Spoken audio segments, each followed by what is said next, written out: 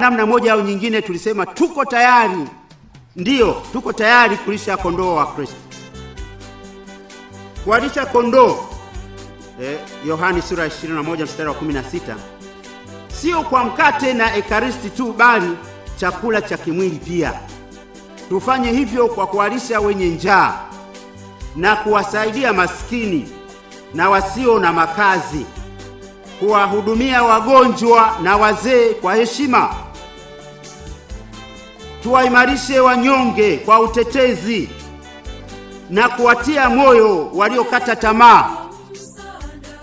Kile tunachoadhimisha katika liturujia lazima kionekane katika maisha yetu. Kama katika ekaristi tunashiriki mwili na damu ya Kristo, ni lazima twende tukawalishe wenye njaa na kuwanywesha wenye kiu. Kama tukipeana amani kanisani, lazima twende tukafanye kazi ya haki na amani katika ulimwengu uliojaa chuki, usaliti, uonevu na dhuluma.